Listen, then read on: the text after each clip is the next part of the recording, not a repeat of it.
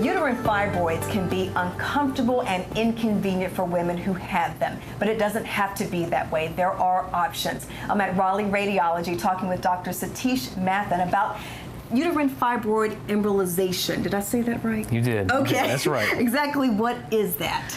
Uterine fibroid embolization is a minimally invasive procedure that we can do for women to help control their symptomatic fibroids without the time and invasiveness of a standard conventional surgical procedure. Fibroids have a high blood flow requirement, and what we're trying to do is starve them of that blood flow so that they will shrink as a result of outgrowing their nutrition supply, if you will. Gotcha. Basically, we can do with a small little catheter or tube that we insert through the groin of the patient. Through that one little tube, which is a Band-Aid type incision, we can place the embolic particles directly to the uterus, and so that they don't go anywhere else, and they work in that exact spot, taking care of all the fibroids that are in the uterus, not just a single one.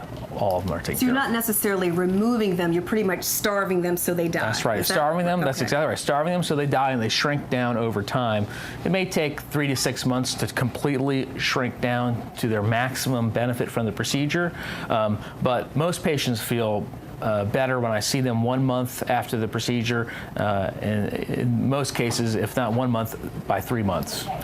Who is a good candidate? For patients who have lifestyle limiting bleeding and or what we call bulk symptoms, such as increased frequency of urination and constipation, this procedure can be very helpful in getting these symptoms controlled and avoiding hysterectomy.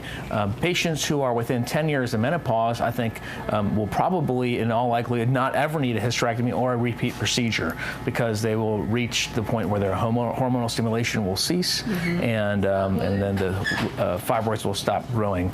How long would a woman expect to have any downtime after going through this? Typically about a week after the procedure. And so what I tell people is it's kind of like having the flu for a week after the procedure. You're just going to have low energy, maybe a little bit of discomfort, but by a week after the procedure, you should be back to your day-to-day activities.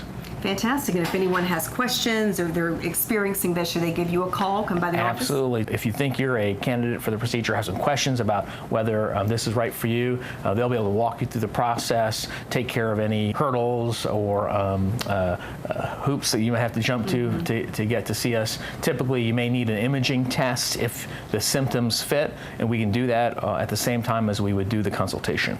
Fabulous. Thank you so much. You're welcome. Thank you. You can learn more by visiting the website. It's RaleighRAD.com.